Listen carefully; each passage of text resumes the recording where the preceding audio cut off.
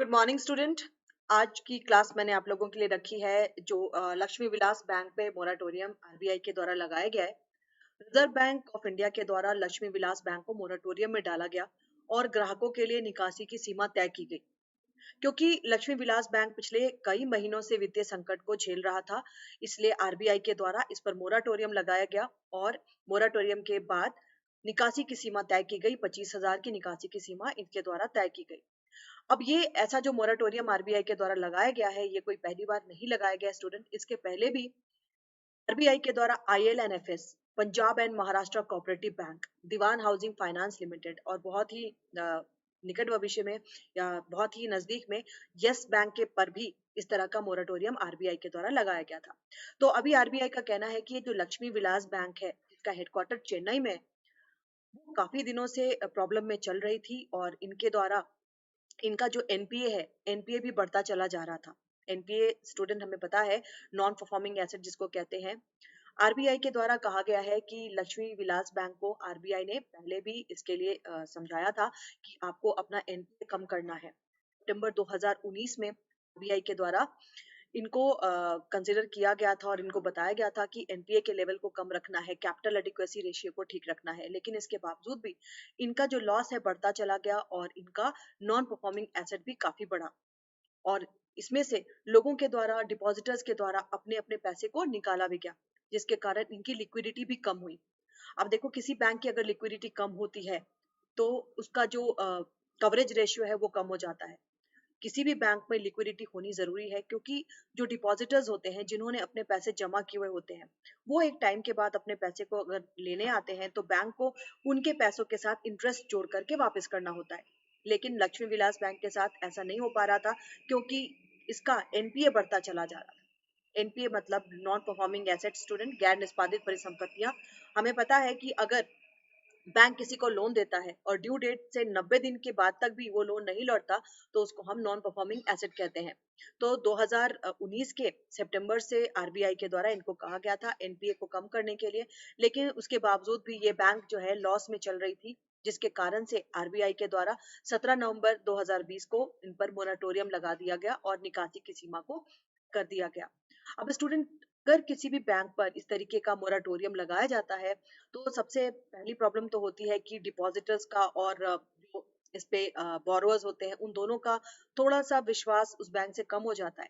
लेकिन यहाँ पर जो मोराटोरियम लगाया जाता है, ये आरबीआई के द्वारा ये स्टेप लिया जाता है फाइनेंशियल स्टेबिलिटी के लिए, बैंकिंग स्ट्रक्चर को ठीक रखने के लिए और डिपॉजिटर्स के हितों की रक्षा करने के लिए। लक्ष्मी विलास बैंक जो कि चेन्नई स्थित बैंक है, इसका काफी बड़ा बैंक है और इसको पहले भी मर्जर के लिए प्रपोजल दिया गया था, लेकिन इसने अस्वीकार कर दिया।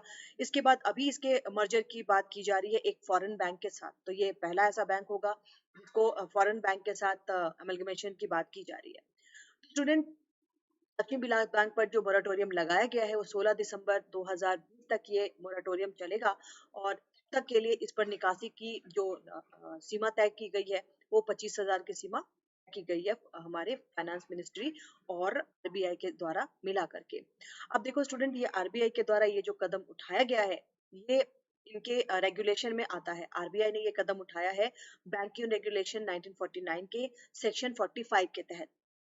बैंकिंग रेगुलेशन 1949 के सेक्शन 45 में ये कहा गया है कि अगर आरबीआई चाहे और आरबीआई को अगर ऐसा लगता है कि कोई बैंक जो है वो डिफॉल्ट कर सकती है या कोई बैंक बहुत ही लॉस में जा रही है, तो आरबीआई उस पर मोराटोरियम लगा सकती है।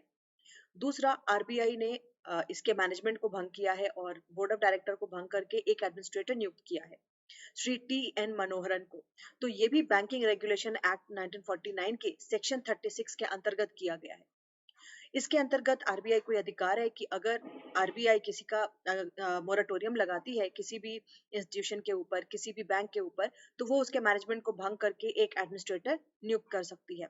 तो इसी के तहत आरबीआई के द्वारा एक एडमिनिस्ट्रेटर नियुक्त किया गया है लक्ष्मी विलास बैंक में, श्री टी एन मनोहरन जी को। और स्टूडेंट, ऐसा मैंने पहले भी बताया आप लोगों को, ये ऐसा पहली बार नहीं हुआ है। इसके पहले भी ये ऐसे बैंक थे जिन पर इस तरीके का मोराटोरियम आरबीआई के द्वारा लगाया गया और एक एडमिनिस्ट्रेटर नियुक्त किया गया इनके बोर्ड ऑफ डायरेक्टर को भंग करके। जैसे ILFS का नाम मैंने आपको बताया, Punjab and Maharashtra cooperative bank का नाम बताया, दीवान हाउसिंग फाइनेंस लिमिटेड का बताया और यस बैंक। स्टूडेंट, इसमें 2-3 वर्ड्स हैं जो आपको ध्यान रखने हैं, क्योंकि जब भी कोई करंट अफेयर का टॉपिक बनता है उससे रिलेटेड आप लोगों को एग्जाम्स में बहुत सारे वर्ड्स जरूरी हो जाते हैं। जैसे अभी मैंने आप लोगों को एक वर्ड बताया, capital adequacy ratio, capital to risk asset ratio या कैपिटल एडिक्वेसी रेशियो, ये दोनों एक ही टर्म है। कैपिटल एडिक्वेसी रेशियो क्या होता है? Ratio of a bank's capital to its risk. Bank अपने रिस्क को कम करने के लिए कैपिटल उसके पास जो है पर्याप्त मात्रा में होना चाहिए, उसके पास पर्याप्त मात्रा में पूंजी होनी चाहिए अपने जोखिम को कवर करने के लिए। This is called capital adequacy ratio, या CRAR कहते हैं या फिर CAR इसको हम कहते हैं। अब स्टूडेंट, ये जो कैपिटल एडिक्वेसी रेशियो होता है, इसके अंतर्गत दो तरह की पूंजी होती है। पहली पूंजी होती है टीयर 1 कैपिटल और दूसरी पूंजी होती है tier 2 capital. Tier 1 capital can observe losses without a bank being required to cease trading. Capital adequacy ratio में जो टीयर 1 कैपिटल है, उस टीयर 1 कैपिटल से अपने लॉस को बैंक खत्म कर सकता है या कोई भी वित्तीय संस्था खत्म कर सकती है बिना अपने व्यापार को रोके हुए। और टीयर 2 कैपिटल जो है, it observe losses in the event of winding up. Winding up का मतलब है कि जब कोई वित्तीय संस्था बंद हो रही होती है, उसको भंग किया जा रहा होता है, तो उस समय उसकी जितनी लाइबिलिटीज है, उस पर जितनी देनदारियां हैं, उसको खत्म करने के लिए या उसको कम करने के लिए टीयर 2 कैपिटल का यूज करती है। तो tier 1 capital and tier 2 capital, ये दोनों कैपिटल जो है, इसको मिला करके कैपिटल एडिक्वेसी रेशियो को हम काउंट करते हैं। और कैपिटल एडिक्वेसी रेशियो बताता है, it is a measurement of a banks available capital. Bank के पास कितना कैपिटल है जिससे कि वो अपने रिस्क को पूरा कर सकती है। बैंक के पास पूंजी पर्याप्तता, इसको हम हिंदी में कहते हैं पूंजी पर्याप्तता अनुपात। तो करंट अफेयर का टॉपिक, लक्ष्मी विलास बैंक के पहले यस बैंक भी था, उसके पहले दीवान हाउसिंग फाइनेंस लिमिटेड, उसके पहले ILNFS। तो ये जो टॉपिक है आप लोगों के लिए बहुत इंपॉर्टेंट हो जाता है। मोराटोरियम, इससे क्या क्या पूछे जा सकते हैं टॉपिक स्टूडेंट, इससे हम थोड़ा सा डिस्कस कर ले। अगर आप पीटी के लिए तैयारी कर रहे हो, किसी भी पीटी के लिए, यूपीएससी, स्टेट सर्विसेज, बैंक्स या फिर यूजीसी नेट, पहली बात तो आपसे ये पूछी जा सकती है कि इस पर बैंक से जो निकासी की सीमा तय की गई वो कितनी थी? तो वो सीमा तय की गई 25,000। दूसरा जो सवाल पूछा जा सकता है कि लक्ष्मी विलास बैंक जिस पर मोराटोरियम लगाया गया था नवंबर 2020 में, वो बैंक कहाँ स्थित है? तो ये बैंक स्थित है चेन्नई में। और इसके बाद ये भी पूछा जा सकता है कि ये आदेश कब तक लागू है? तो दिसंबर 2020 तक ये आदेश लागू किया गया है। और स्टूडेंट, आरबीआई को किस सेक्शन में अधिकार दिया गया है कि आरबीआई इस तरीके से मोराटोरियम लगा सकती है? तो आरबीआई का 2 सेक्शन आपको याद रखना है। बैंकिंग रेगुलेशन एक्ट का सेक्शन 45 जो उसको अधिकार देता है कि वो मोराटोरियम लगा सकता है, और बैंकिंग रेगुलेशन एक्ट 1949 का सेक्शन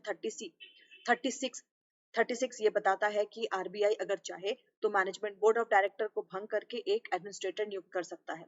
तो लक्ष्मी विलास बैंक के प्रकरण में उसने श्री TN मनोहरन जी को एडमिनिस्ट्रेटर नियुक्त किया।